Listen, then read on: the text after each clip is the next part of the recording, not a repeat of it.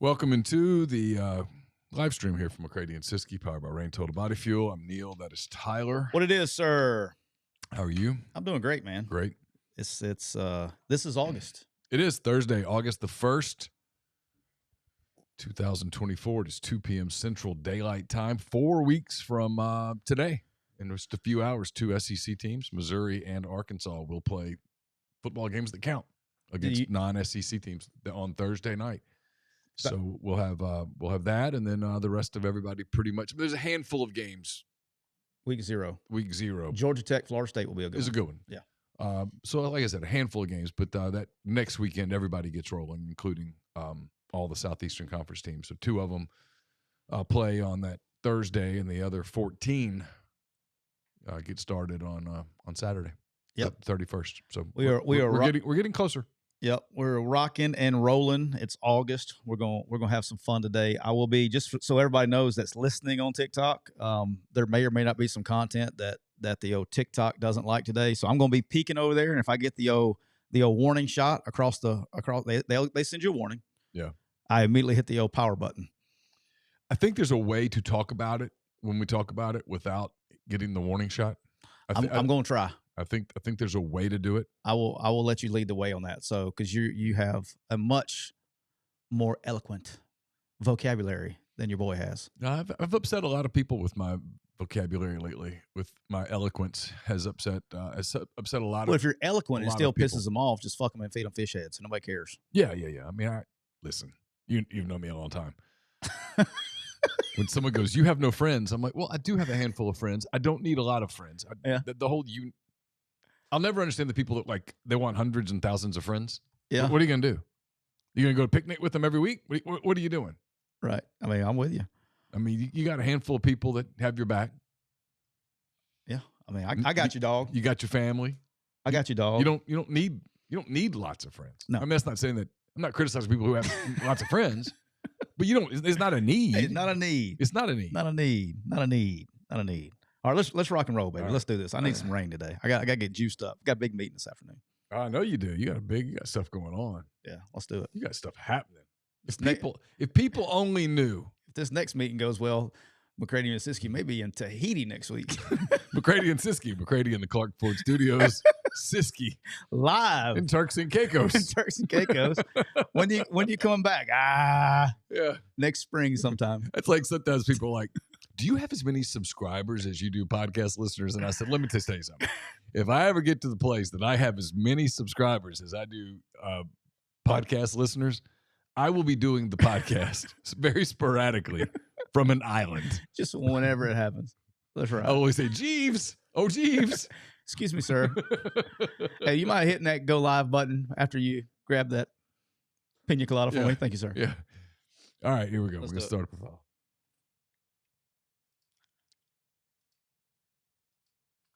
Welcome into episode 193 of McCready and Siskey, powered by Rain Total Body Fuel. I'm Neil McCready. That is Tyler Siskey here on this Thursday, August the 1st. We have made it to August. The football season will begin this month. There's actually an exhibition game this evening, I believe, in Canton. It's the Bears and the Texans, I believe. Mm-hmm. We're going to talk about it right there. Bears and Texans. I was telling we're talking the pre-show. The college season gets started 23 days or so with week 0, but in earnest the next week, two SEC teams, Missouri and Arkansas, will play Thursday night games 4 weeks from tonight. Yep. And then the other 14 SEC teams get started on that Saturday. So we got week 0, 3 weeks from Saturday. Yeah. It's here, dog. She's here. It's almost here. Today, when it's something about August, man. Football's flying in August. You know, we get to see the new kickoff stuff tonight. You know, football's flying in August. I don't know. Starting to, now I'm getting Stella's getting her groove back, ready to go. Neil, tell me about rain, because I need some rain today, man. I need some today. I'm going to be juiced. Oh, yeah? All right. We're brought to you by Rain Total Body Fuel. 300 milligrams natural caffeine, BCAAs, electrolytes, zero sugar. It's got what you need to push the limits, achieve your goals. Check them out on Instagram at Rain Body Fuel to learn more. Great people at Rain, at Monster. I've learned a lot about Monster. Yep. Over the last 2 months.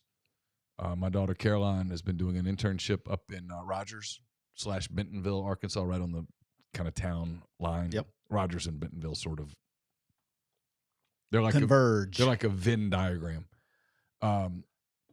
Anyway, her last day on her internship is tomorrow. No, today. Today's her last day. She's doing her presentation today. I got confused because she did a big TikTok yesterday about practicing for the big presentation that she's doing. So she just sent a text in the family chat that said, you don't get this very often at the end of a work experience. You don't get the I'm going to be sad to leave Monster today. Yeah. Yeah. She's had a great time. It's been great people. Learned an awful lot. So awesome. I tried to call Bob. He was busy today. He texted me. Since Bob's got his new job, he's been busy. He said, yeah. I was joking with him. He said, Bob said, he goes, it was like I was in JUCO before, and I went from JUCO to Alabama. He said he got busy, but we love Bob. He's the best as always. Thank all the people from Monster and Rain. They do a great job. And Neil, the Cooper Chevrolet chat is already bumping. It's going to be bumping. Even it bumps on TikTok all day long. Great news. Listen here. Chevy Summer Drive continues in August. You can still get low 1.9% APR finance terms for up to 84 months. Also, plus no payments for 90 days. They beat the banks. They beat the credit unions. Give them a call at Cooper Chevrolet. That's area code 256-236-4481. That's area code 256-236-4481. Doesn't matter where you're located. They'll take care of you. Give them a call. Tell them that McCready and Siskey sent you. And Neil, while we're on that, yeah, I wish we had that buzzer worked out like boo, boo, boo, boo, boo. I mean, New sponsor alert. I can try, but I don't trust it. New sponsor alert, Neil. Yeah. New sponsor alert. We'll have all the details for you on Monday. Talked to our good friend Brandon yesterday and day before yesterday, getting everything worked out. But PTG Outdoors is coming on. Full sponsorship with the McCready and Siskey podcast. We're fired up. Absolutely. Awesome. Any boating and fishing needs, we'll give you all the details and all the stuff on Monday, where numbers to call. But they have it in Grenada. They're located in Grenada, Mississippi. Also Northport, Alabama, which is right outside Tuscaloosa for any people that's logistically challenged. But got stores in Mississippi and Alabama. All your fishing and boating needs, they're going to take care of you. Our people, you need to go fishing. You need to get a new boat. You need to get the best deal. Nobody's going to cut you a better deal on a boat. Any deal better on fishing than our guys, our friends at PTG Outdoors. We're excited for those guys to come on. And besides that, Brandon's a hell of a dude. He's the kind of people that you would like to have a cold beverage with. Good. He's excited. Good people. See, I like good people. Yeah. I'm a people person. You actually are a people person. That's contrary to popular belief, though. I know. Did you know that? I know. It would blow your mind how many people think I'm a raging lunatic asshole. Who do you think's more misunderstood, you or me? I think it's you. Probably me. Yeah. Probably me. Because two things, right? Is they think that like I have resting bitch face. Okay. Yeah. And so when I'm not smiling and I'm just in normal, I look like I'm in a bad mood all the time. Off. All the time. Yeah. And so I get accused of that a lot. But no, I'm actually, when you get to know me, I'm not a bad dude. And if I don't like somebody, that tells you a lot about that person. I can get along with a lot of people. So if I don't like them, that probably tells you is a true indicator of their true character. Yeah, that's true. So the people I don't like are bad people. Or bad people. Yeah. That's the people I don't like. Okay. But there you go. So what's on your mind today? What's on my mind today? Yeah. So now that you got me fired up. All right, Neil. This would not be McCready and Siskey, and without talking about this, and it's actually in sports. We've talked about some of this over the past, and I'm not just, if you go look for stuff on certain, they may get shadow banned or whatever they call it back in those days, but we're not going to do that here at McCready and Siskey. Not going to do it. I refuse to stand for it. Okay. In case you've been under a rock the last 24 hours. Well, I didn't know anything about this until this morning. That's what I'm saying, but you found out about it. I did. I saw it this morning. Got up early, went for my run, came back, jumped in the shower, ran up here. We tape via Zoom on Thursday because Jeffrey joins us. Right. And so we usually start right at 8. So 7:58. I'm into here. I'm like, hit the Zoom button. And as we were kind of talking a little bit pre-show about something else, this popped up, and I was like, oh, wait, is that new? And I couldn't figure out what, and I'm like, oh, that's the Olympics. That's like, yes. last night was the first night, and we've just been busy. Yeah. We've had a lot going on. We've been busy. And last night was the first night, no boycotts or any of that stuff. Yeah. We just had a time. Right. It was the first night we turned the Olympics on. Well, they didn't cover it. No. It wasn't. It was magically not on the show. Well, we only did about 20 minutes. I think it was like men's gymnastics yesterday. So that starts where I'm pissed off because I watch every night. So and they didn't make the telecast. So that was on, and I was like, I was kind of bored. And then I wanted to go watch The Bear. Okay. And so Jackson loves that show. That's so I just was like, I don't really care. Let's move on. And so I saw this morning. I'm like, why didn't you talk about this a little bit? All right. So in case you've been under a rock, Angela Carini of Italy quit her fight, tapped out, quit, whatever you want to call it, 46 seconds into a boxing match. Why did she do that? Because she was fighting Amain Khalifi. We're going to call her Ayman Khalifi of Algeria. No, don't do that. No, stick with the name. Stick with the name. Stick with the name. Ayman Khalifi of Algeria. And then it's controversy. And the other, by the way, there's two of them. One hasn't fought yet. Okay. So Lin Yuting of the Chinese Taipei, which is Taiwan for anybody that's logistically challenged, is fighting Friday. But these are two fighters that in 2023, Neil, they failed the genetic testing that the IBA does for the world championships and were not allowed to compete. They did a chromosome test and found that they had XY chromosomes, which makes them male. Okay. And so, I mean, there's a term for it. What is it? It's I get confused about all the terms, honest to God. Wait, I mean, you're not alone. But they do that they get in there, and the first time she gets hit in the face, and now that in the Olympics, so if you don't know, the first punch dislodged her chin strap. A second went up against her chin, bloodied her shorts. Think about that. Yeah, I mean, think about read that sentence again. I don't have the sentence. I'll read it to you again. I'm just telling you to listen. To I got you. In highly charged scenes at the North Paris Arena, a first punch from Khalif dislodged Karini's chin strap, and a second smashed against her chin and bloodied her shorts. Yeah, I mean, I saw the video. That's vile. It was a short fight. After multiple punches, Carini returned to her corner and raised her hand. She fell to her knees, sobbing, and refused to shake Khalif's hand after the Algerian was declared the winner. Again, this isn't a 7th grade volleyball match. Yeah, this isn't a 10th grade cross country match. This is the Olympics.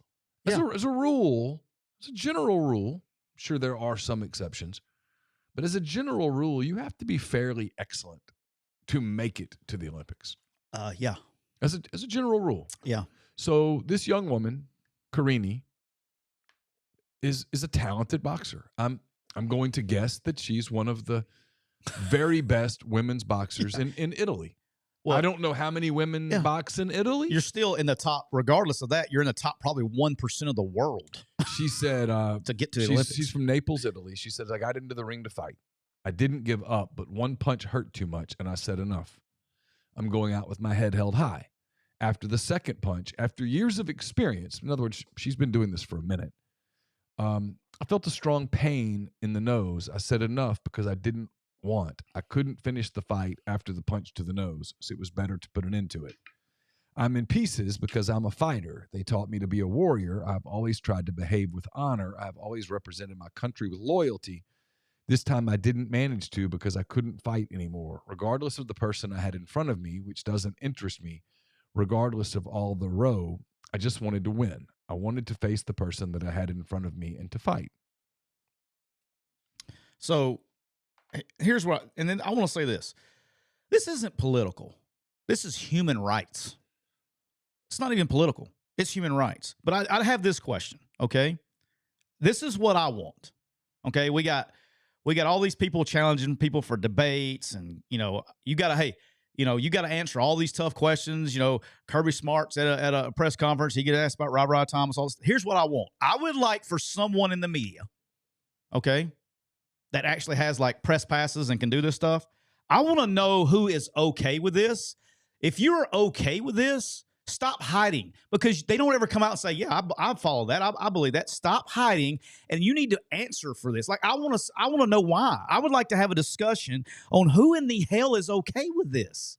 Like, everybody's against it. You never see the people who are okay for it. If you're okay for this, come out publicly and have a statement about that you're okay with this. Like, I want to know who you are.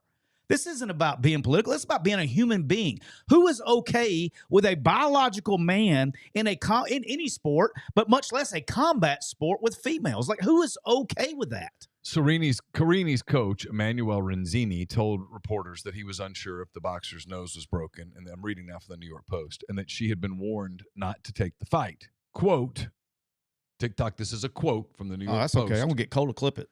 Many people in Italy tried to call and tell her, don't go, please. It's a man. It's dangerous for you, Renzini said.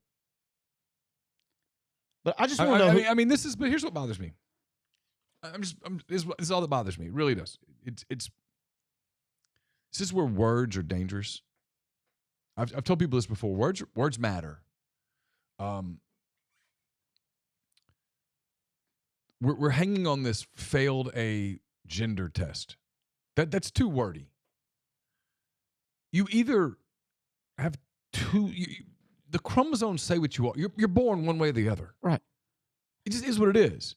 And I mean, you can look at this person and see that there's a mismatch. This was dangerous.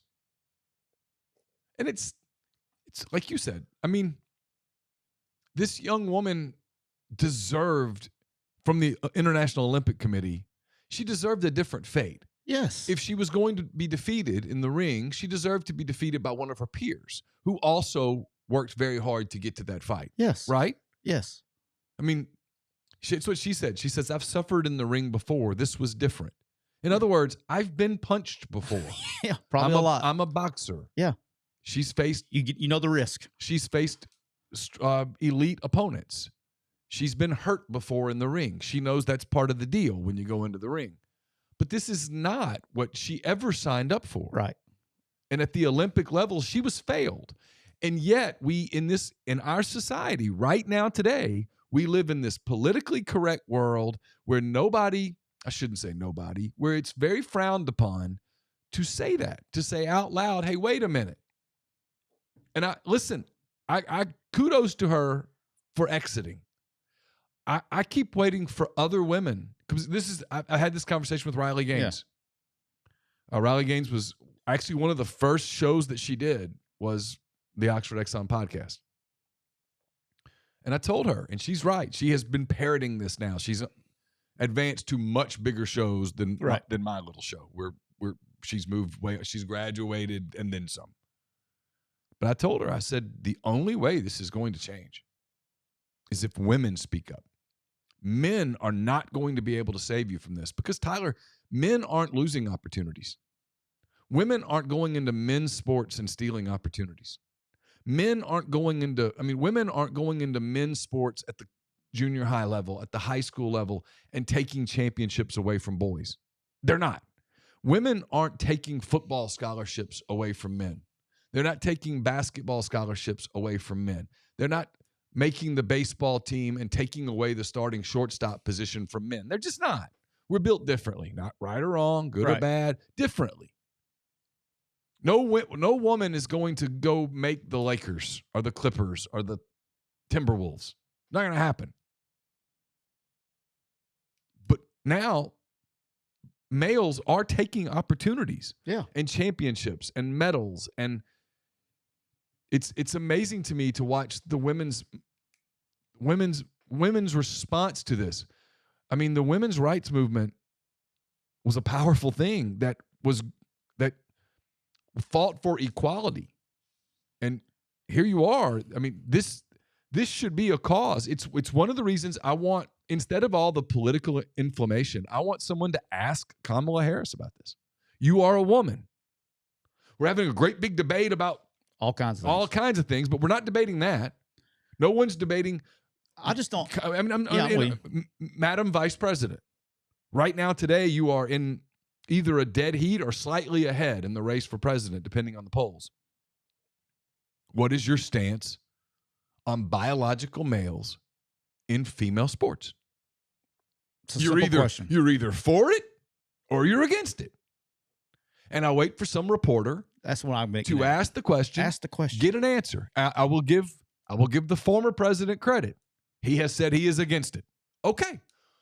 What are you, Madam President? Because there's a real chance that she's the first female president in the history of our great country. What is your stance on this? You have a powerful voice. Yeah. What is your stance on this? I think it's a fair question, and yet it's a question that people refuse to ask. They refuse to ask. Like, somebody, I want the question asked. Like, ask the question, and they need to come out and say their point. But like I was saying earlier, like, I don't even understand how somebody can say this is me. I don't understand how, I'm being honest here. Okay, everybody knows me from a political standpoint. I'm probably a common sense party, right in the middle. But here's my thing, right, is how in the hell can I don't give a shit if you're as far left as you can possibly get, or the far right, in the middle, it doesn't matter. How can a human being on this planet think that this is okay? It's a human rights question. This isn't a political thing for me, but I don't even understand how. I obviously know who has spoke up in the past, but how is that even possible for somebody to think that this is okay? Do you know what I mean? Like, it bothers me. Should. It should.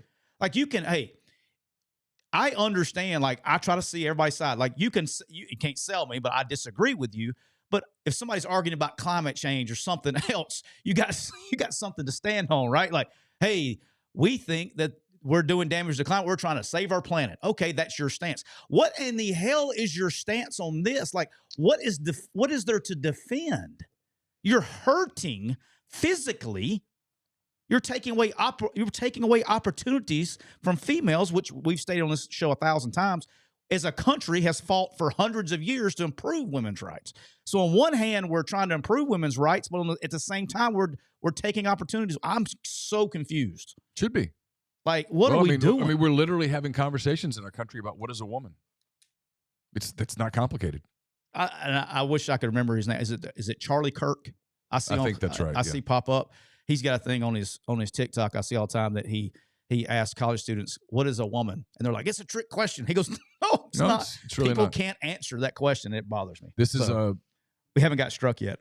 It's a fairly recent phenomenon that this has become this. I just don't understand it. I mean, Riley Gaines has talked about it. She's taken quite a hit. I mean, people have gone after her. But the sad part, at the end of the day, it's going to come down to women. When people like you and me, as much it doesn't as matter, we don't count in this conversation. Right, I agree. It's going to require women, young women, girls, refusing to participate, walking off a stage, walking off a court, walking off a field. Yeah, and then when the punishment comes down from the high school associations and such, and that's happened, not backing down. Saying, okay, do it. And then making it public, making it where the media has no choice but to cover it. Because the mainstream media does not want to cover this. All right, so that's another thing, right? That's where I decided we were going to talk about this today, and it did go on my timeline because of the 4U stuff. It was all over there. But I watched from 7 to 10. I stayed up late last night. I watched 7 to 10, and I probably watched from 10:30 to 1 o'clock in the morning. And it wasn't shown one time. No. This should be the top lead story. Well, it should be, because we should be having a real conversation. There's a number of, one of the problems that I have with this particular race and where it's going right now, not to get political at all, because Trump is such a divisive figure, and now Harris, we're having debates about whether she's Indian or whether she's black or whatever. We're now launching into debates about things that frankly don't matter. I don't really care. I really don't care whether Kamala Harris is white or black, green, purple, Indian. I don't care. It doesn't matter. What are you for? We have a country that has issues. What are you for? Yeah, what are you going to do to fix it? The questions to Trump is not, what do you hate Trump? Do you like Trump? What are you going to do? Yeah. If you're elected, what are you going to do? If you're elected, Madam Vice President, what are you going to do? Let's talk issues. We don't, in American media today, as you probably know if you followed my X account, I'm very, very, very, very disappointed in media today. What are you going to do? These are questions that should be asked. It's really we're less than 100 days, or I think right at 100 days, something like that. Today's whatever, and we're going to have a week's full of debate about two things that really, if you think about it, has no impact on anyone's life. Is Kamala Harris Indian or is she black? I don't care. Yeah, who cares? And is it wrong for Donald Trump to ask that? I really don't care.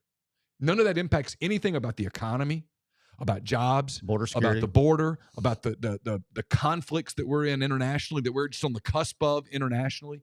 It has nothing to do with none of those things. We could have a 7-hour debate about Kamala Harris's ethnic origin, and that followed by a 7-hour debate about the right or wrong about Donald Trump asking about it.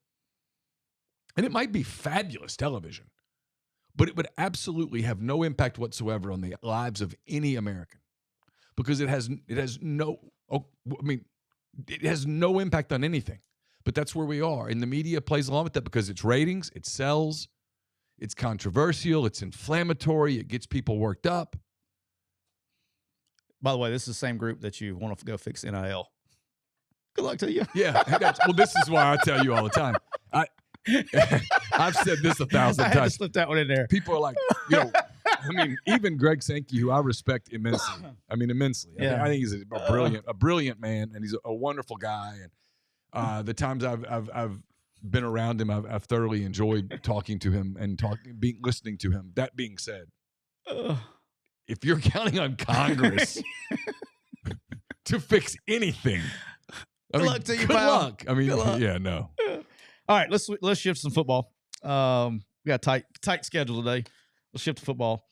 So we talked about T. Higgins the other day, and then we were doing a live on TikTok. I guess this was Tuesday or Wednesday, and I started thinking about it, and then it really has changed, and I didn't realize it till I looked into it. Think about this in the NFL, and we've been noticing with these new deals that have been coming through, the wide receivers in the last 5 years of the National Football League. So in 5 seasons, the National Football wide receivers have basically doubled their pay. Okay.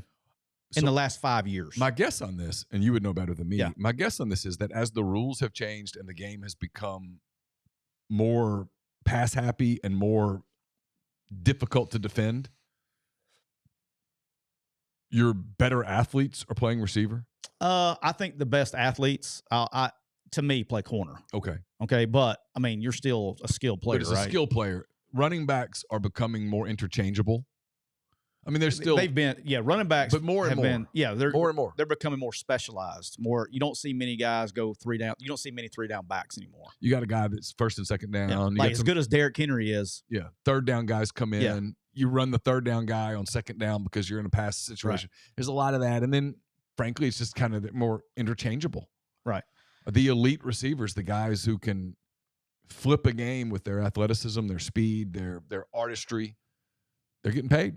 So in 2019, the top earning wide receiver was Odell Beckham Jr. He made $18 million in 2019.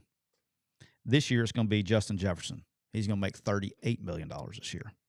Okay. Yeah, and some of that is the power of the league, the TV deals, all that stuff, and some of it is just a changing landscape with the way positions are paid. Think about this: the 2024, okay, the 2024 franchise tag for a wide receiver is $21.8 million. Okay, which is $2 million more than the highest paid guy 5 years ago. Yeah. All right. So here's where it's going to change, and this is kind of the point that I'm making with all this. You're going to start seeing it, and you saw it this past year in the draft, and I noticed it. This is what triggered me to think about this. Is I was watching Hard Knocks. They did off season with the New York Giants with Hard Knocks. Yeah.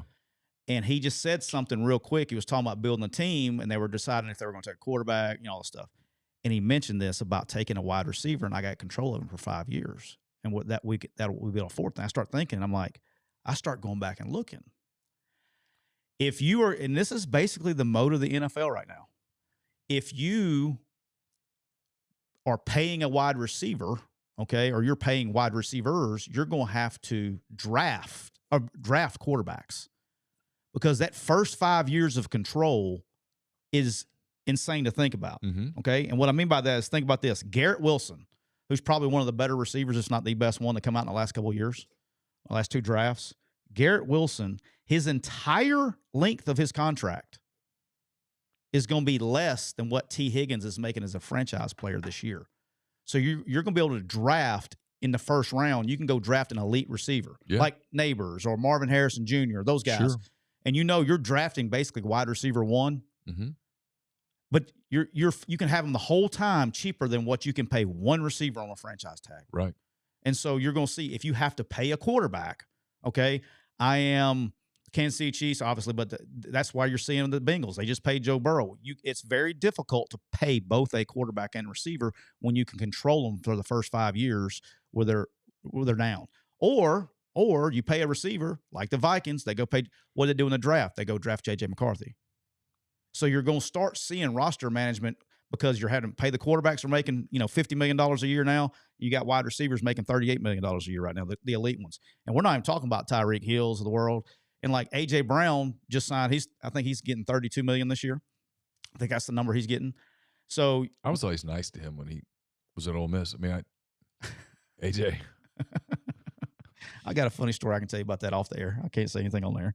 But yeah, no, I mean, they're getting, so I think you're going to see some roster construction like that when they got to pay other players. It's just going to be when you can go get a Garrett Wilson, and you're getting in wide receivers now. That's another thing. Wide receivers prime is kind of mid-20s. Yeah.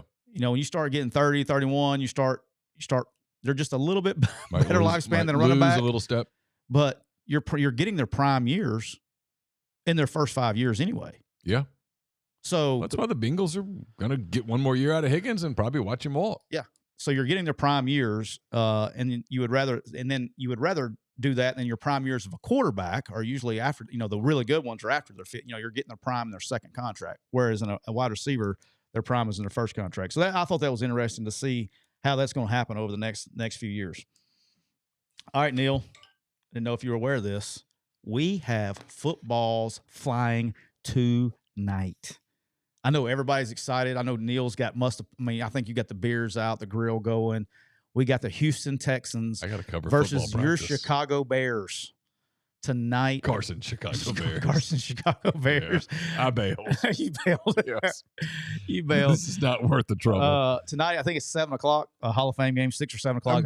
I'm bailing on so many of my teams these days. It's like I'm down to just like people. Like, who do you cheer for? I'm like, I like the Thunder. The Thunder. That's it. What about the Cubs? Well, you see what had happened. You see what happened was I got busy this summer. Had a lot of writing to do. Yeah. All right. So, but we got literally, I think I've watched 2 innings of Cubs baseball in 2 months. So this is, including our people on TikTok, this is your year. We do this every year. And if we got new people to show, this is your yearly reminder that if you are betting on preseason football games, yes, reach out to us. We will find help for you. Don't waste it's unbelievable. I see people on TikTok. Lock of the night, Bears -2. They're not even advertising right this moment. They'll be back with us soon, but betterhelp.com/MPW. BetterHelp. Because listen, if you're betting on NFL preseason games, I think that's worse. The help that you're getting is not good enough. You need better help. That's worse than bowl games. This is the ultimate low hanging fruit of football. It's worse than betting on bowl games. I think you're right, but let me tell you, if you're betting on like the Humanitarian Bowl or something and 2 checked out teams, half their roster's not there. But at least you know who's trying to play the whole game. You don't even know when a coach is going to pull your guy. You'd be like, this rookie's going to start. He may play 6 snaps, may play 2 quarters. You don't know. That's true. So that's why I think this is the ultimate low moment of your life. If you, it should be a requirement in the dictionary. When you are classified as a degenerate gambler, the definition of degenerate gambler should be, do you wager full units or no, don't even have to be a full unit. Do you wager anything on preseason football games? And if the answer is yes, you should get a card in the mail from Gambling Anonymous that you are a degenerate gambler. You have an official problem. That should be in the definition. So if you don't bet on games and your wife or somebody asks you, do you have a problem? You say, no, I don't bet on preseason games. But if you do, Oh, yes, true. but if you do, I think this is the ultimate worst. Now, if you bet on bowl games like the Humanitarian Bowl, you may have developed a problem over the season. We'll talk about that later. All right, Caleb Williams not playing tonight. BWL says, get Neil some coffee or rain. I don't know. Yeah, I've suddenly had this like sinking spell that's hit me. I don't know what it is. I had a really good sleep score. You should crush it right now. I got up early this morning and you got practice cover tonight too, right? Yeah, but I got up early this morning and ran. That's part of it. It was hot this morning. Yes, it's nice. I mean, listen, nice and toasty out there. It was like running in soup. Yeah, it's hot. But Caleb Williams not playing tonight. I'm surprised because he needs reps. And I from the coaching, and just this is so people know this, from the coaching standpoint, when do you not play your quarterback? I think it's if you feel like you can't protect him. Yeah. All right. So maybe they're not playing offensive linemen, whatever the story is. I don't know, but maybe that's what it is. But here's the other thing: if you're the Bears, and this sucks, but I think they're sensitive to it. If you don't think he's ready yet to go out and just kind of be functional, yeah. And the NFL, there's a lot of terminology, there's a lot of vocabulary, there's a lot.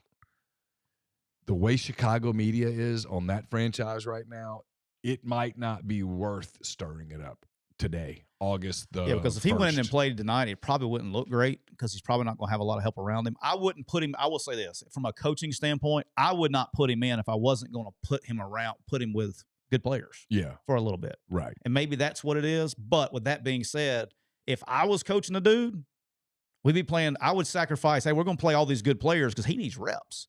I mean, your future. I'm just going to be a hand raised guy here, guys. I'm the GM. I'm the coach. Hey, guys, how well he plays is going to determine your future employment. It is. So what do I have to do to get him ready to go? They still have 30-something days. So I'll tell you this. He needs everyone he can get, though. He does. This next week, their second game, he's got to play. He's got to play a lot, though. You know what I mean? Got to play a half. Got to start getting some reps. C.J. Stroud played last year. Yeah. And when in preseason, he played a ton. I just think the speed of the game in the NFL is on a different, like it's fast in college, guys. It's fast. Like every time I have a buddy that would come to a game and I give him a sideline pass or whatever, the very first thing I say, what do you think? What'd you think? Especially if it was the first time. The first thing, 100%, answer number one of every single person I've asked is, man, I didn't realize how fast they were moving down there. The speed of the game is crazy. And at the NFL level, I'll tell you an example. Most of the time when you cover the NFL, they don't let you on the sideline. Yeah. There was a couple of places in the NFL that did, and I remember I was covering a New Orleans Saints at Tampa Bay Buccaneers game, and they let the media go down with like 7 minutes left. And I went down. And my God. It's two things that struck me. And you covered a high-level SEC going into that, probably the day before. Well, the day before. I had covered LSU and somebody the day before. Right. And what struck me was two things, was the speed and, my God, at the collisions. Oh, yeah. There were 2 or 3 collisions that sounded like car accidents. And I just remember thinking to myself, oh, no wonder they call this not for long league, the NFL. I mean, wow. And this was the final minutes of a game that had basically been decided. Yeah. Saints were winning in Tampa. Wow. Yeah, no, it's a whole different level. But he needs reps, and he's extremely talented and all that stuff. But he needs reps. So, but I'm just telling you, the media reaction in that city against that franchise, the way that Fields was handled, the failure that it was, the Trubisky failure. Yeah, they've had they're a little sensitive. They're a little gun shy right now, and media there in a city that, in most cities, talk radio's dying. It's not in Chicago yet, and it's a powerful medium still there. It impacts the news cycle. Yeah. They might be a little. They might just be like, hey, let's wait. Let's give him 10 more days to get a little more ready. Yeah, obviously. I'm still gonna watch it. I'll watch. Here's what I'll do: is I'll probably turn it on, and I'm gonna see who's playing. That will determine how long I watch it. I will not watch the whole thing. However, I will record it because I am going to watch every single kickoff that takes place in this game tonight. Yeah, it's the one thing I am kind of interested in. So I'm going to watch that. And I can't remember who it was. I would like to thank the listener to our show. We had a new listener to our show that sent me the rule like right after we got through having the show the other day, and I said I don't know the new kickoff rules we're talking about. So here were the new parts of the kickoff, and you were asking this question on the show the other day. Yeah. So onside kicks are illegal. You can't perform them before the fourth quarter. Okay. You have to be losing. You have to be behind to attempt a onside kick. Okay. In the fourth quarter. Okay. All right. And then here's my personal favorite. You must announce your intention before you kick off. So, like, I get it. There's probably not a great way because, look, this is going to look totally different. It's going to look like if you are a football coach, this is going to look like net drill that you do for punt return. That's what it's going to look like. You're going to have basically 10 people standing across from each other from about 7 to 8 yards, and you're going to be man-on-man blocking, and you're going to have a returner. They can't kick in the end zone, all this stuff. It's going to look very strange if you're not familiar with spring XFL, UFL stuff, right? Okay. It's going to look very odd to you. It's literally worth tuning in to watch the opening kickoff. If you don't do anything else, you listen to our show, just tune in at 7 o'clock. By 7:07 when they kick the thing off, turn it off, okay? The opening kickoff is going to be amazing.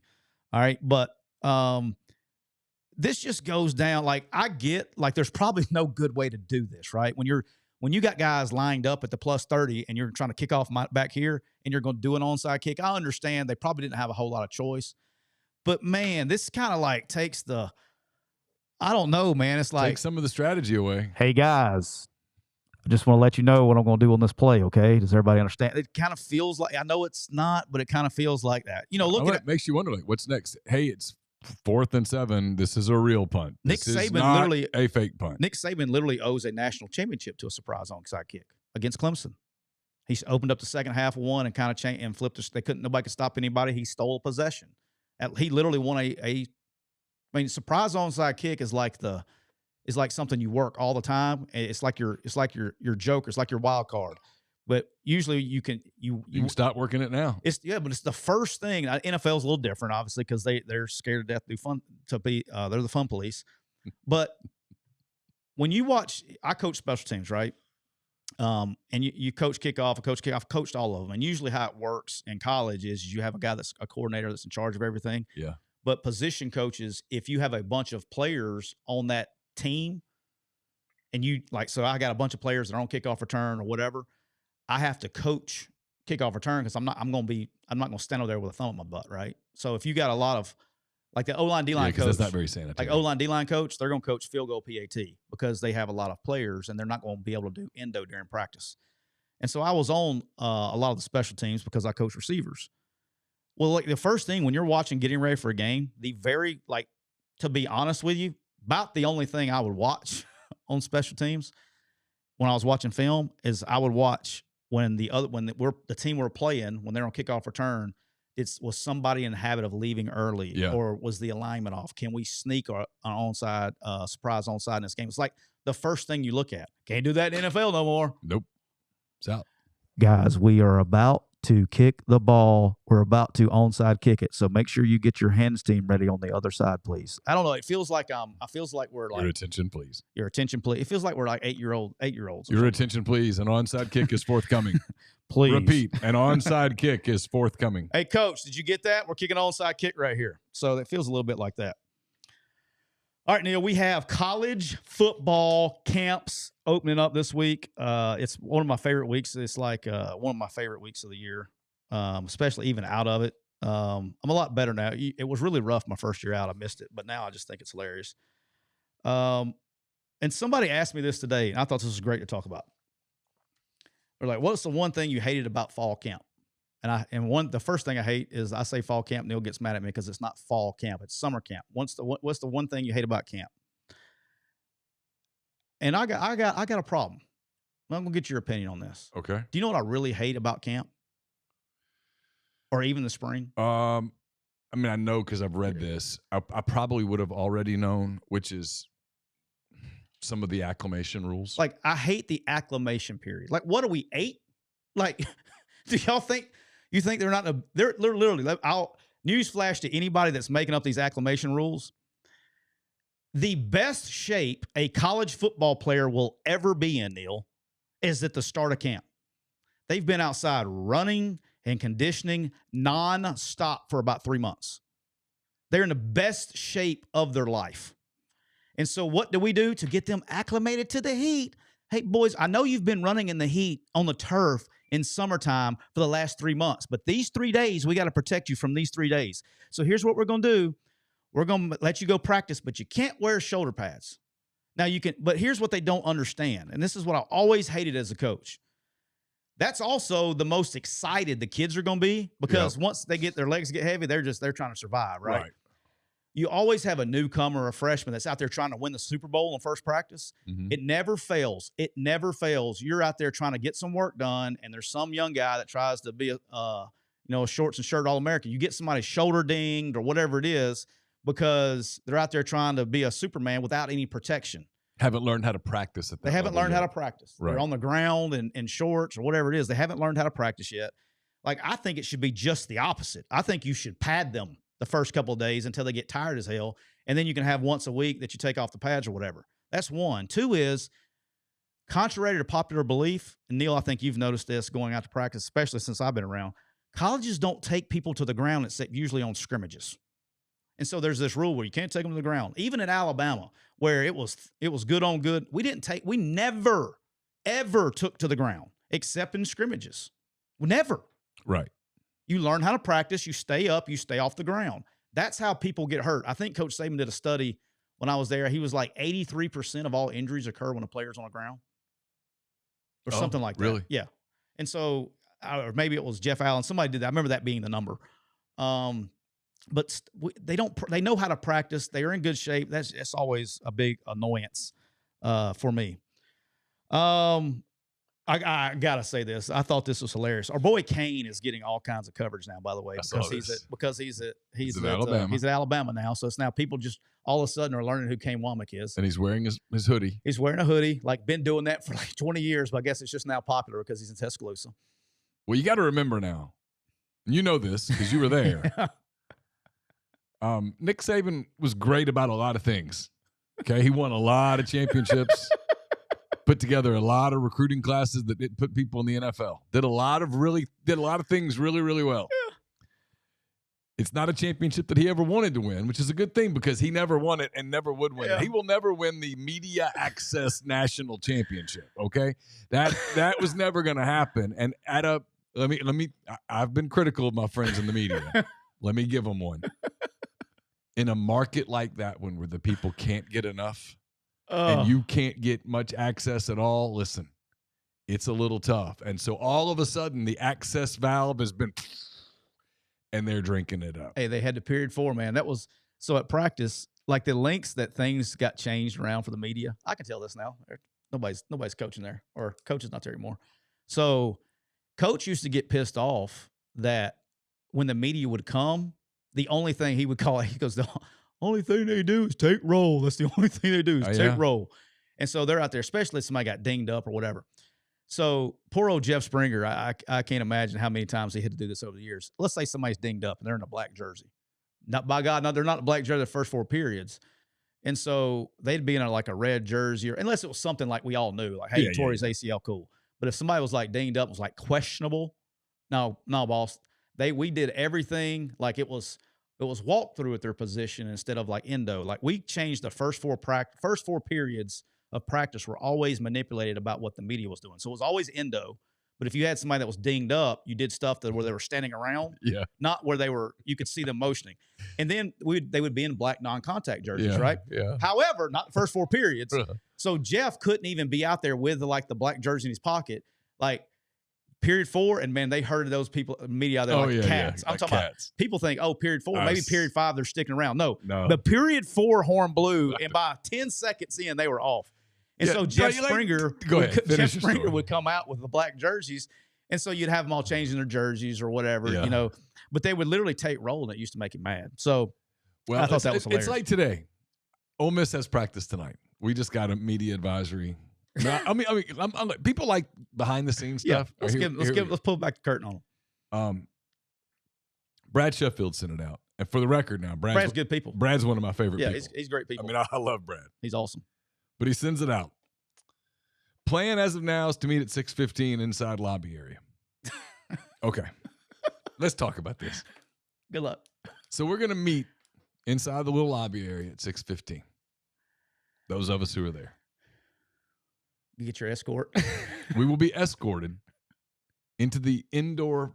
Lane likes to do a lot of the initial stuff inside indoor. Right. I think it's actually kind of smart. Like, hey, we're going to get out in the heat in a minute.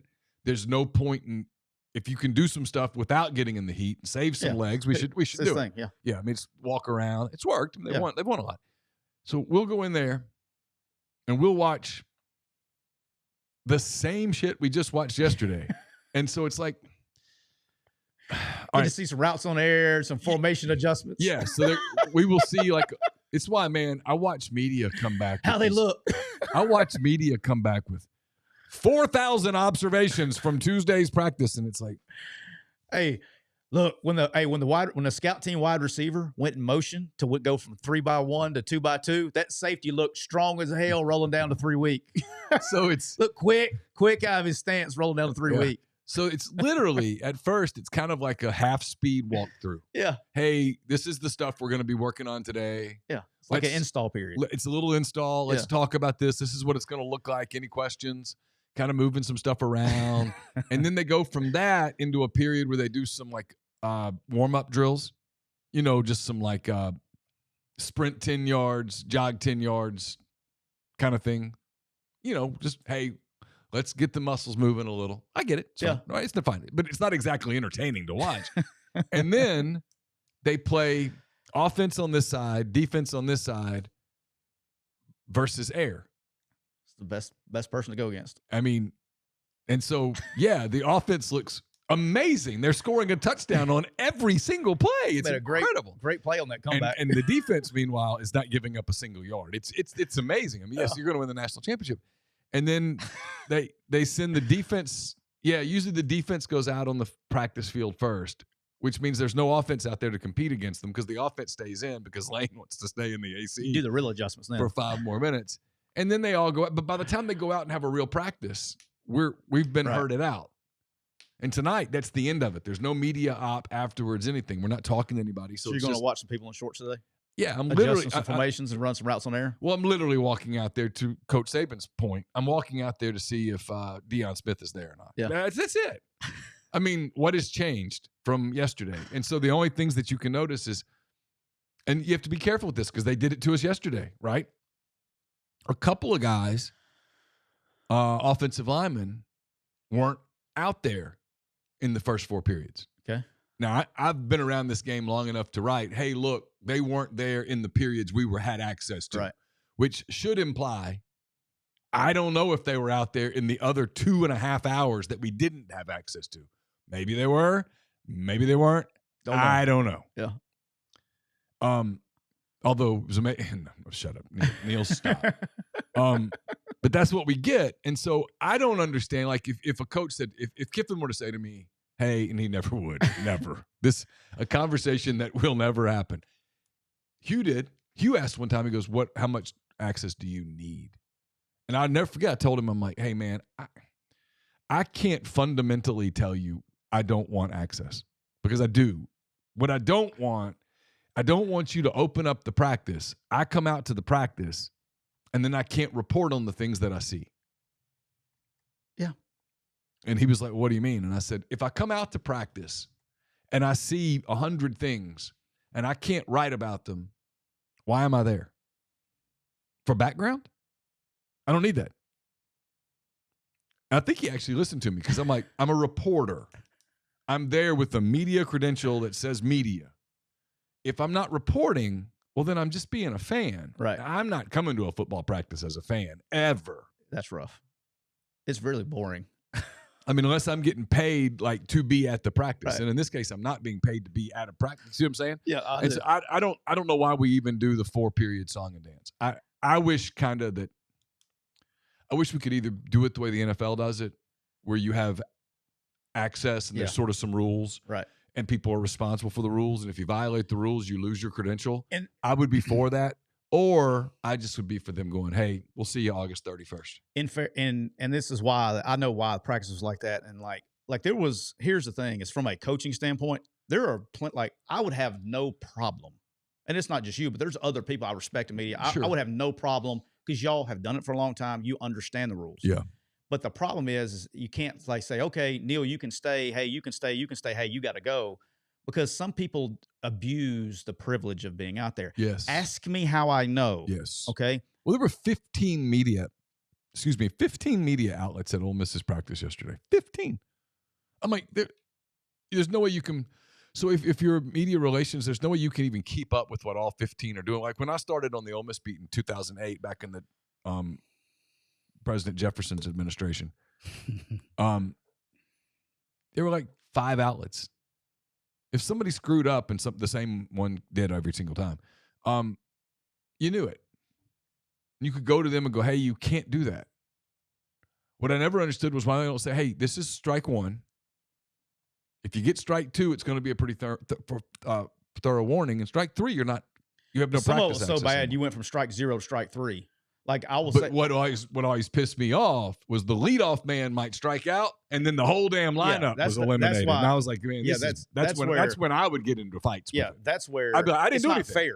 It's not fair to you guys. But like, I'll tell this story. I was at Ole Miss, Neil, and I was talking to. I was working at Ole Miss, and I was having a conversation with a journalist I trusted about a quarterback recruit. Okay. All right. Okay. One-on-one conversation. I'm talking about standing side by side. Yep. I'll tell you where I was at. I was about the 40-yard line on the sideline of the 40-yard line in that indoor practice facility. Okay. Closest to the door. I remember it like it was yesterday. Okay. I'm having a conversation, and you know how you feel something move in like the corner of your eye or something? Yeah. I feel something move, and I turn around and look down. There was another reporter that was on the beat, okay, that was taking notes. Yep. On the personal conversation that I was having with somebody else. And that made the internet. And it made the internet. Fast. And I said, fuck this. Yeah. I learned my lesson. And I cut that person out completely. And that was early on. So, yeah, that happened. All right. So, but I got to tell this story. So we'll get the chat hot on that one. All right. So I saw this. This got me thinking. You know how I get spurned on stories thinking. So I think it was actually the next round filmed it. So they also, things are different in Tuscaloosa. They showed, so if you're familiar with the Alabama practice field, you may or may not be. So where the practice facility is about, I don't know, 2 or 3 blocks from the stadium. And they have and there is a main road that goes down one side of the practice field. And they have apartments and condos and things like that, condo buildings along that line. Well, when I was there, it was on the same side of the road that Jax is on, right there next to the practice facility. So if you know that side of the road, it's the farthest field from the actual complex. It's the farthest field. There's all these apartment buildings. I was told this, and I knew this when I got there because I always noticed. I actually brought it up. I brought it up, and somebody told me because we would have security at practice and all this stuff. And I said, you know what? I said, it's amazing that nobody ever watches practice from those balconies of those apartments. And they were like, oh, no, coach. They have, when you sign up for those apartments, if you're going to rent those apartments or about 500 feet down, there is this really nice game day condo building. And it's about 5 or 6 stories tall. Yeah, I've seen it. But when you go to purchase one or you go to move in, you have to sign a piece of paper that says we won't watch practice or you can't go. I mean, it was strict. And so I'm there. I don't know, Neil. I'm there. I don't know exactly. I mean, I've been there a while. I mean, it wasn't the first spring. I'd been there a while. I think it was in the fall sometime. And I never saw anybody on the balcony. Just didn't think anything of it. And dude, I'm out at freaking practice one day, and I'm standing closest to the indoor, so I'm looking, I guess that would be north, and there was the huge, really nice game day condo. Again, about 500 feet on the other side, but it's 5 or 6 stories and overlooks it. And I look up, and I just made the comment. I was like, "Damn, that's the first person I've ever seen outside. First person I've ever seen outside the gates yeah. when the daylight's out." And the word got around really quick. And I think it pissed off the wrong people. And what it was is there were workers. They were like fixing the air conditioner in the roof or something. Yeah. They were up on the top of the roof of this building. They were very clearly workers. And they had just stopped working and were watching practice. Yeah. Dude, I shit you not. But it couldn't have been 3 or 4 minutes later. I look up one of our security guards is on top of the roof, just kicking ass, and they had to leave. And I was like, I asked our guy when he comes back, I said, "What in the hell did you?" He was a guy by the gate, and I said, "What the hell did you tell him?"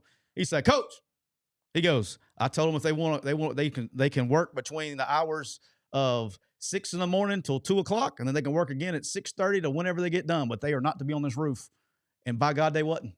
And they and so it's crazy, man. And so I shit you not, for like 3 weeks, we would be walking out for pre-practice and stuff. That dude was and those dudes were leaving the ceiling. Like they had like a long job, and they would leave work every day at 2 o'clock. Time. I was like, yeah, this place is a little different. Yeah, this place is a little different. He's opened it up now. You can watch from the apartment. So that they showed somebody from the apartment. So I was like, man, I said that shit would be going on. Like Nick would lose his mind. I mean, he'd lose his mind, and a lot of coaches do. Yeah, we had the problem here at Ole Miss. Yeah, I know. So Ole Miss has the parking garage. The parking garage that's right next to one of the practice fields, and we had, I think my man's name was Buddy. We had one of our security guards, dude. That was like he. I think he enjoyed it. Oh yeah. He literally would just like an eye-hawk, man. I mean, you could be a student, whoever, and the problem is they'd be filming or something like that, right?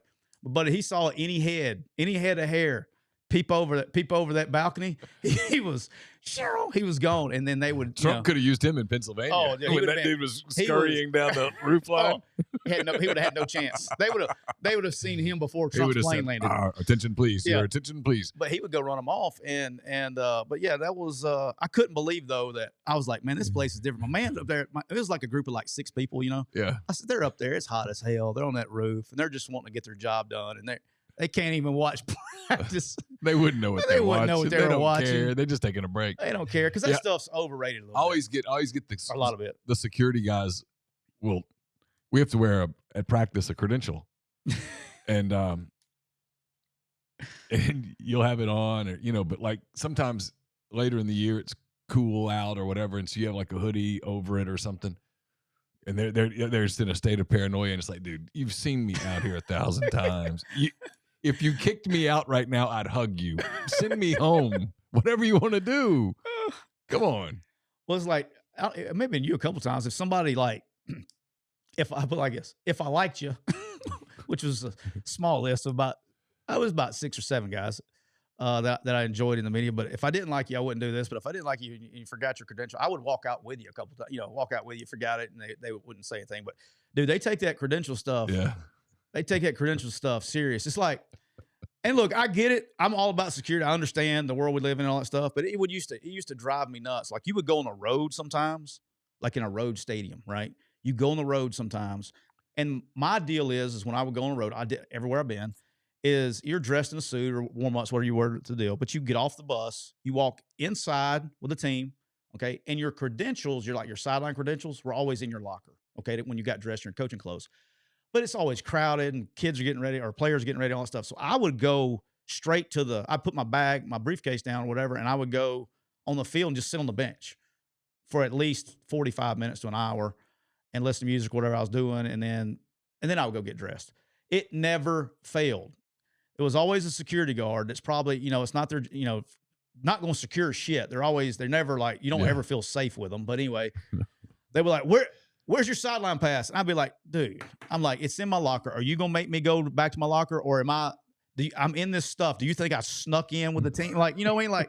Like it's very obvious. An hour in, someone would have spotted me by now. But it was always that. And then like they would do it'd be like Nick Saban or Lane, like somebody like very popular. Like I get me. They're like, who the fuck's this like guy? Yeah. But it'd be somebody very popular and they would stop them. I'm like, guys, like, yeah. Like, well, that's like Saban got stopped in Dallas at the at SEC Media Days. He had to go back to his room to get his credentials. Like, what are we doing? That was like hey, welcome to our world, coach. My first game, this has been with me for a while, if y'all can't tell. My first game back at Arkansas State, I'm the receivers coach. I'm taking out to pregame, Neil. I'm in full coaching garb. I don't have my sideline credential on, but I'm in full coaching garb. I'm actually taking out the wide receivers, quarterbacks, and centers to go warm up in pregame. Like they're next to me. And we walk up, and for fans that don't know, this is more behind the scenes stuff. You have a specific time on the scoreboard that we have it all timed out, right, that you leave the locker room. Right. Okay. So I'm always an on-time guy, so I always was paranoid, and I would probably get to the edge of the tunnel 30 to 45 seconds before we were supposed to leave. That allows the stragglers and everybody to get up. We won't be late. So I'm like a minute early, but I'm at the edge of the tunnel. And I'm just sitting there. I'm in game mode at this point in time. Yeah. I'm 48 minutes before we crank it up. I'm ready to go. And I'm in game mode. And I'm turning around, I'm talking to players, stepping up, so you're getting juiced up, you're ready to go, let's go. And I get a tap on my shoulder, sir, where's your sideline pass? Like, and I looked at that lady and I said, lady, you can arrest me, do what you need to do. If you don't think I'm sitting here having a personal conversation with this player right here, do I look like I belong? And there's no one else around. You think they go, hey, who the hell is this guy? No. I'm literally coaching that guy up. Do you think they wouldn't? I mean, like, it was very But some people, man, they take that shit serious. Some people just don't have common sense. They don't have people skills. They don't have any common sense at all. They don't have any practical sense. All right, Neil, we got life advice. Before we get to life advice, I'll real quickly, if you're a coach or anybody that's going to be there, I'll be at the Personnel Symposium next Monday, Tuesday, Wednesday, maybe get there Sunday night. I hadn't decided yet. But the Personnel Symposium, which is for all GMs and all that stuff, is going to be in Nashville. Going to be awesome. If you do work in recruiting, you need to be there. I think it's the best convention for those people, and you get a chance to meet people and do those things. It's awesome. It's in Nashville. It's a Renaissance. Encourage everybody to go before we do that. So we'll talk about our schedule later on. Life advice presented by Cole Walters of State Farm Insurance. Cole Walters is licensed in auto, home, life, health, business, and pet insurance for the whole state of Georgia. Contact Cole at 706-525-7850. You can also find him at ColeWaltersInsurance.com. It's right there on the screen. Cole Walters, State Farm Insurance. All right, we got a life advice here. First off, I love the show. The lack of F's Tyler seems to give sometimes. Let's go. I always save y'all's shows for road trips, even get my mom, who hates podcasts, to listen to y'all's show as well. I'm 19 years old, badly want to get into a career where I have a future in the sports industry, preferably writing, podcasts, or something in that regard. However, my problem is that I have no idea how to get into a field like that, and I know it can be hard to make a career out of those jobs that are worth the effort monetarily speaking. I want to go to college, but I really don't want to be in a situation where I'm paying off student loans until I'm 50 years old, or wake up when I'm 35 years old, absolutely dreading the day and feeling depressed because of the career path I've chosen. I've tried going into another career path, such as cybersecurity, because of the pay. I went to school for 1 semester for cybersecurity and hated every second of it, not due to it being difficult. I made the dean's list, but because I knew that wasn't what I wanted to do for the rest of my life. So my question is, should I go all in on what I feel like I'm passionate about, which is sports, or should I be more realistic and get a regular job, whatever that may be? All right. You may go, you go first. You can go.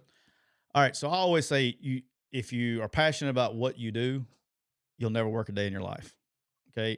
Being that you're 19 years old, I think this is very important for you to hear.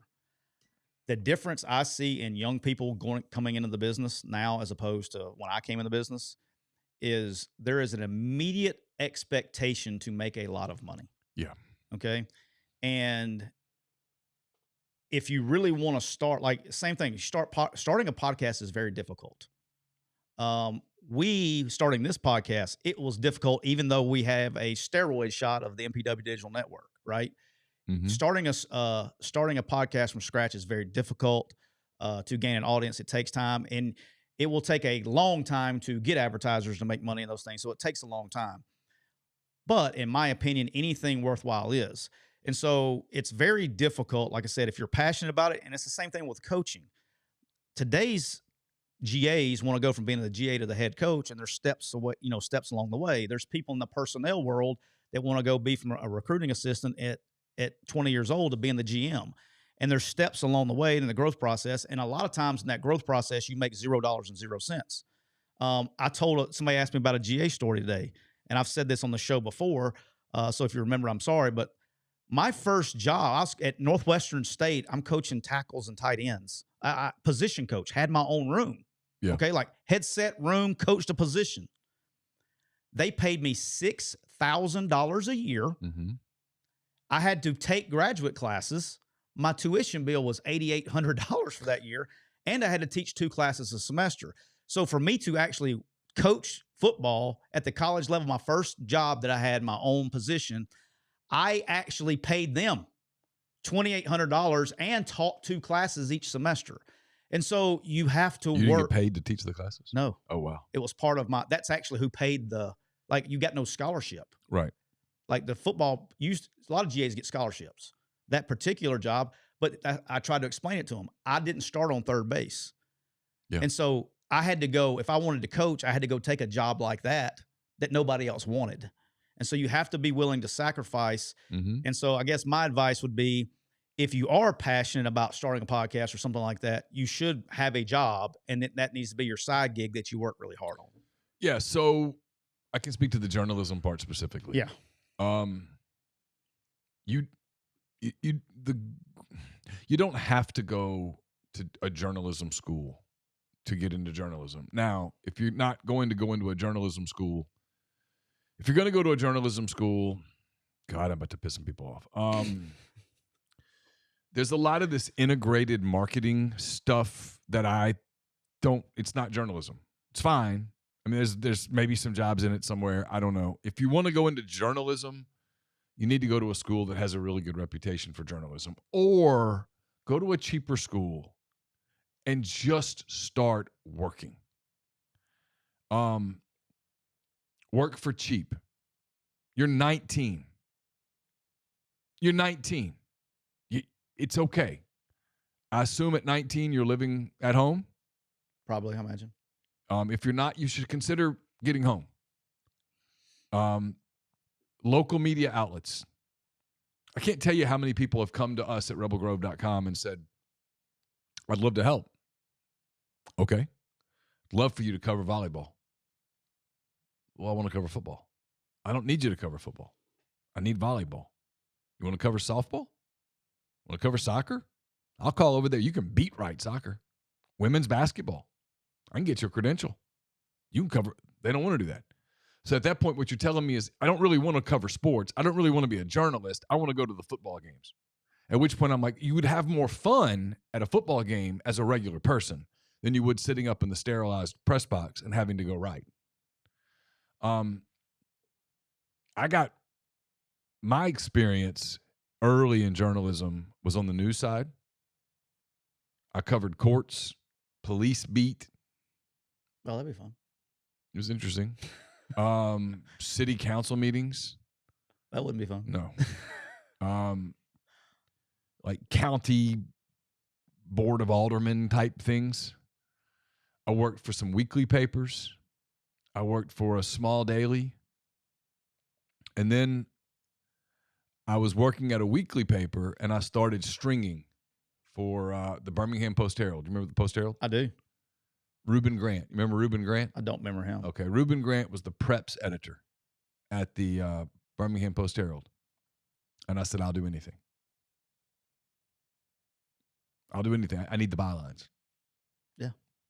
And I'm in my mid-20s at this point. And he would send me, so he tested that. And I knew it was a test. All right, I want you to go cover this girls' volleyball tournament in Pelham this weekend. I said, okay. So I'd go cover girls' volleyball. Now, you're down there covering girls' volleyball. You don't feel cool. Let's put it that way. And then it went to, all right, there's a girls' basketball game out in Shelby County. Go cover that. Okay. And then started giving me, hey, Jackson Olin is playing Parker or Carver or someone out at the football stadium. The high school football stadium is kind of near our house in Irondale. Fultondale? No, it was in Birmingham. Shades Valleys? No, but anyway, it doesn't matter. I got you. They had gotten, the reason I knew of the place was they had gotten one of Legion Field's old turfs. They gave them the turf. And so I would go cover games there on a lot of Thursday nights. And then on Friday night, he started seeing I could do it. And so on Friday night, Lawson Field? Lawson Field. Ha! And so on Friday night, he'd say, all right, go cover Homewood, Mountain Brook, Chelsea. I started getting decent assignments. Briarwood Christian, I covered them several times. And anyway, after a while, he was assigning me feature stories. Assigning me, hey, we're putting together our preseason tab. Here are 6 schools. And man, I'd be like, all right, I'm going to set this up. I'm going to go get them. I'm going to get them as fast as I can. I'm going to make them good. I'm going to prove that I can do this. because I'm thinking to myself, maybe something will open up there one day. And then what opened up was a news job.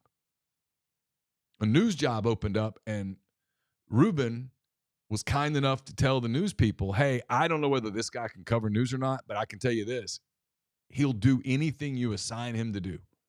If you ask him to work, he'll work. And so they offered me a job at the Birmingham Post-Herald covering police. And the job was from 5 a.m., I guess, until 2 p.m. every day. So I would get up 4 a.m. Do you have a scanner? Yeah. Had all that stuff. Got up at 4 a.m. This isn't to brag on me. It's to make my point to my guy in my life advice.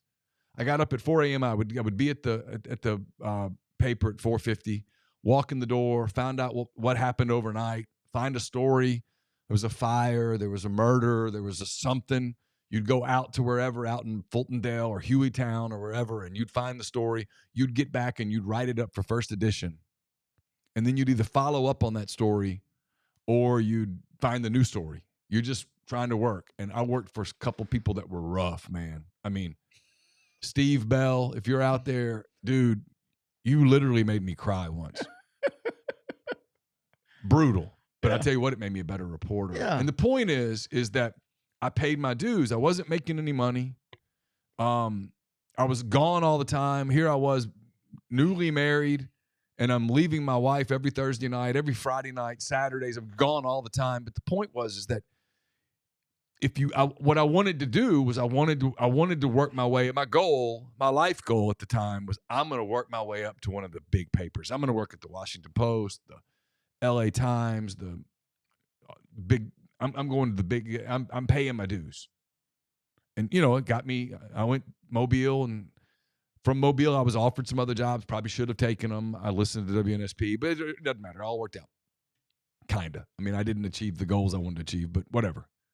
But the point is I tell people this all the time. If you know that what you want to do is something sports related, what you want to do is write, podcast, whatever, well, then write or podcast or whatever. But to your point, you're not going to walk in the door making a bunch of money. You got to get over this thing, and this is taught now. This is this mentality of it needs to be fair. Hey, champ, ain't nothing going to be fair right now. Life isn't. So go work. And I promise you, hard work is going to set you apart. Be coachable, right? You love players that were coachable. It makes a difference. Be coachable. When someone shows you, hey, let me show you what you did wrong, don't get defensive. Pay attention. And then when you come back the next time, try to correct some of it. And when they show you again, hey, no, look at this. Okay, and keep plugging away. Because at some point, you're going to impress them. And at some point, they're going to tell somebody, hey, this kid, he's got something to him. He shows up. The best ability is availability. There's a lot of truth to those kind of cliches. And that's my advice to you is if you want that and you know that's what you want, go get it. But it's not probably going to happen overnight. You don't have to be indebted in school. You can go. There are ways to go do it. I will say this about journalism. If you go to school in journalism, for the love of all things holy, you have a lot of elective hours. Don't spend them on easy electives. Go get a business degree. Like a minor or something. No, a degree. I'll get 2 degrees. degrees. You got time for a second degree. Go get a degree in business marketing or something where you have a chance. Because listen, if you're not pretty good, you're not going to go very far. Tough field these days. It's a tough field. If you're not pretty good, you're not going to go very far. So be honest with yourself. And listen, if a handful of people tell you you're not cut out for this, at least be willing to consider that maybe they're telling you the truth. Yeah, we got to go. But last, kind of on what you're saying there, because you said it like 65 times, the magic word work. I get asked on TikTok, when we do our TikTok lives, I get asked at least 3 times during a session is, hey, how do I get into coaching, get all that stuff. If you're a young person in any field, okay, and we talk about it with coaching, but it can be any field. If you're a young person getting into the field, don't waste energy worrying about what's next and what the future is. If you bust your ass, be where your feet are. Be where your feet are. Yep. Y'all have heard that's a yep. Coach's it's favorite true. saying. bust your ass and do the best job that you can do at the place or job that you're assigned to do. If you do that very well, that next stuff takes care of itself. Yep. I cannot begin to tell you how many people I see fail out of coaching or fail out of recruiting or whatever it is because they're so consumed on what their job title is going to be, or they're so consumed what the next job is going to be that they don't do a good job of where they're at. If you got a job entry level at Central Missouri State, you need to treat Central Missouri State like it is your absolute dream job, man. It is. You are locked in. If your very first job is at the Oxford Eagle, right? Obviously, you're not wanting to spend 50 years at the Oxford Eagle. But by God, treat it like you are. Treat it like it is the most important place in the world to you. And it's like this. It's like, and this is how the sports world is. If I go to hire somebody for a quick U, okay, and the guy was working at recruiting in North Carolina, okay, if you don't think I'm picking up the phone and calling Pat Suddas at North Carolina, or if I hire a guy from Indiana, I'm not going to pick up the phone and call Matt Wilson and ask them, 2 listeners of our show, by the way. But if I don't call and I don't say, hey, what do you think about this guy? And if you don't think they're going to tell me the truth, you've lost your mind. Of course they are. Because that's the one good thing we do have about coaches, they will be honest with you. Yeah. All right. So do a great job of where you're at, and the next stuff will take care of itself. All right. Tyler will be in Nashville on Monday. We're not exactly sure what our plan is. I've got football commitment that day. We'll get shows to you. We'll do a Monday show at some time. We're closing in on, or if we don't, we'll get a Tuesday show to you. We'll figure it out. We'll get a show to you early next week, and then I think you'll be back next Thursday. Yeah, I'll be back. You'll be back next Thursday in person. So we'll get back to you. Have a great weekend. Thanks to everybody for being in the stream. Again, thanks to our buddies at Rain Total Body Fuel. 300 milligrams natural caffeine, BCAAs. You guys know the spiel by now. It's a great product. Fantastic people. Check them out on Instagram at Rain Body Fuel to learn more. If you haven't tried a Rain product, you should. Really, really good stuff. A lot of variety. You'll find the one or two that are best for you. Until next week, for Tyler, I'm Neil. Take care.